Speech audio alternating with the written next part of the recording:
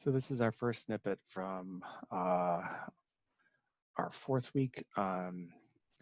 So wanted to look at these snippets at the transformation of civil rights, and then a little bit on the Warren Court as a way of sort of bringing us up to the Nixon period. So first of all, with regards to civil rights, which is going to be our first snippet. So if you think of the Klarman book, Klarman basically brings us through the mid-1950s. And it's true there are going to be critical civil rights decisions after the 50s. We talked about some of them in class, the Reitman decision, there are school busing decisions, but also one of the patterns in the 1960s is the way that this issue starts to move, more or less primarily into the political realm, and just a couple of examples of how that played out. So the first, this is from the Kennedy administration. This is the James Meredith case at the University of Mississippi. Meredith was an African-American veteran. He applied to Ole Miss, which was one of the last two public universities to formally forbid the entry of Black Americans. University of Alabama was the other. He didn't list his race on the admissions form, and he accidentally got admitted. Mississippi then retroactively withdrew his admission. You can see this was how the students at Mississippi dealt with this. He went to court. He obtained an injunction. Mississippi said they're still not going to admit him. The result was basically a riot in Oxford, Mississippi. And the University of Mississippi is located, it's up in the northwestern corner of the state. It's a fairly rural area, not a safe area for a Black student in 1962 facing this kind of opposition. So the Kennedy administration basically says, we may not want to press Southerners very much. Kennedy's record on civil rights is sort of 50-50, but we're not going to allow Southerners to defy a federal court. So the administration sends the U.S. Marshal Service to Mississippi to try to accompany Meredith in. And the president tries to diffuse the attention by speaking to this guy, Ross Barnett, who's the Democratic governor of Mississippi.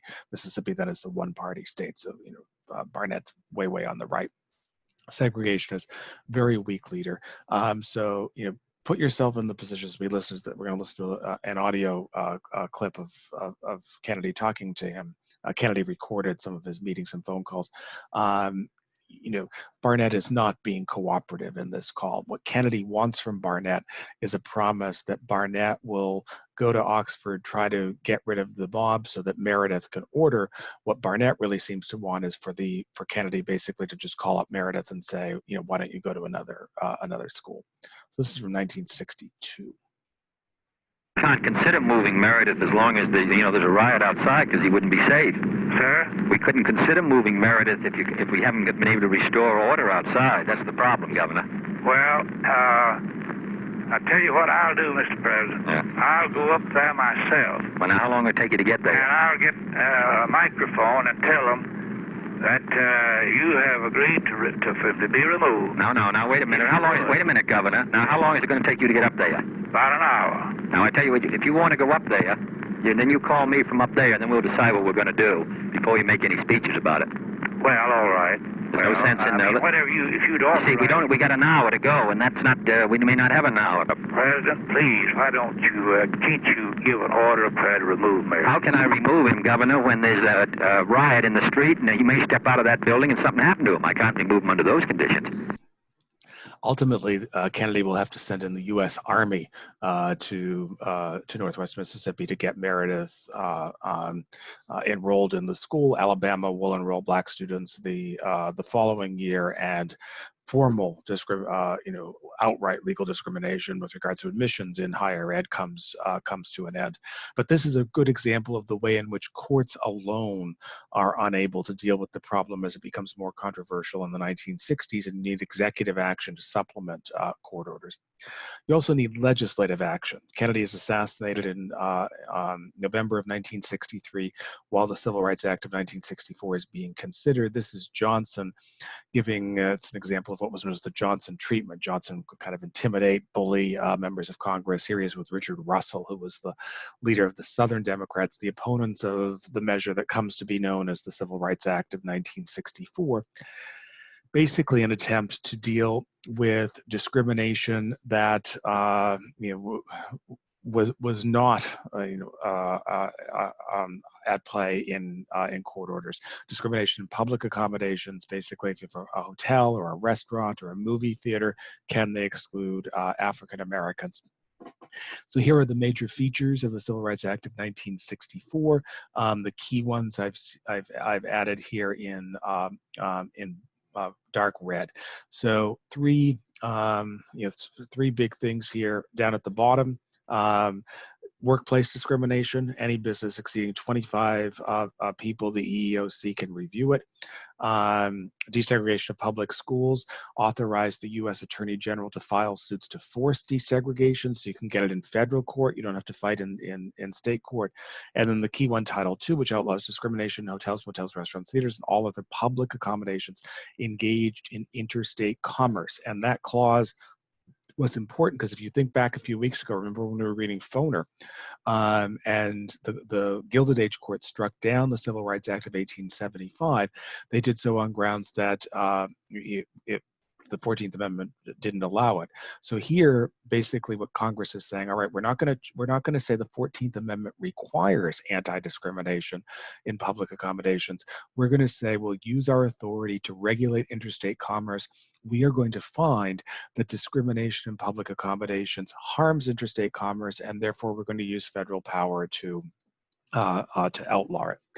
This is a measure which is overwhelmingly supported by Northerners in both the House and the Senate, and overwhelmingly opposed by Southerners in both the House and the Senate. So you can see the vote breakdown here.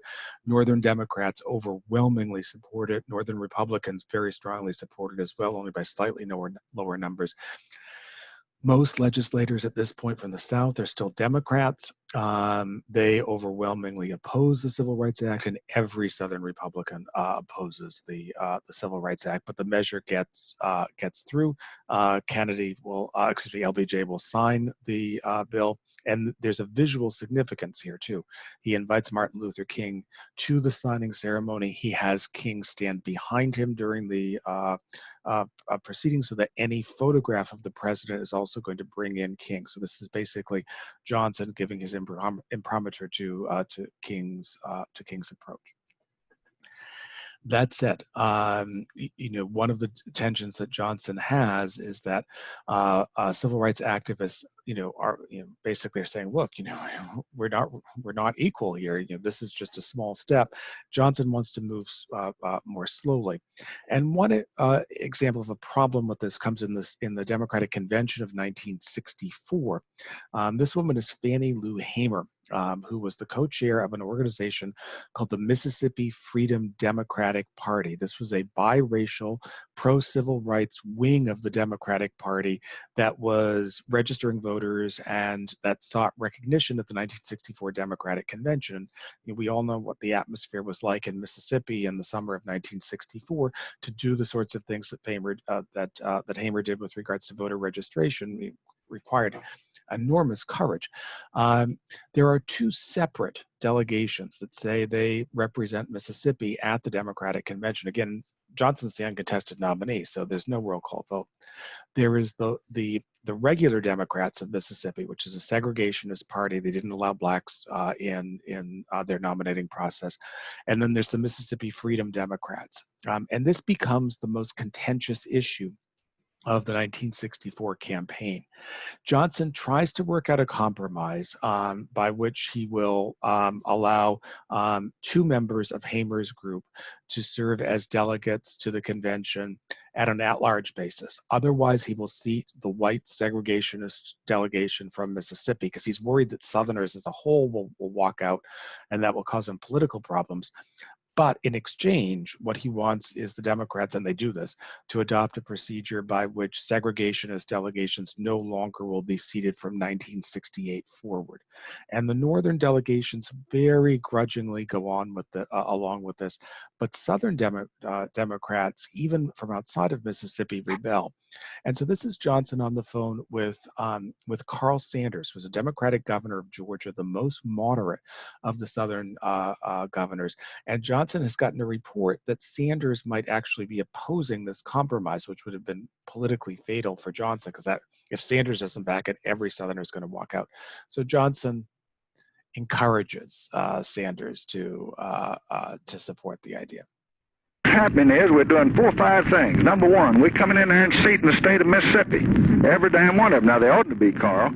They ought to, we can't, you and I just can't survive our political modern life with these goddamn fellas down there that are eating them for breakfast every morning. They got to quit that, and they got to let them vote, and they got to let them shave, and they got to let them eat and things like that. And they don't do it. And however much we love Jim Eastland and John Stennis, they get a governor like Ross Barnett, and he's messing around there with Wallace, and he won't let one man go in a precinct convention.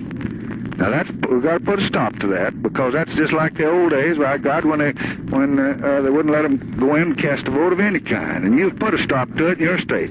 Well, we're going to ignore that. We're going to say, hell yes, you did it, and you're wrong. You violated the 57 law, and you violated the 60 law, and you violated the 64 law. But we're going to seat you, every damn one of you. You lily white babies, we're going to salute you.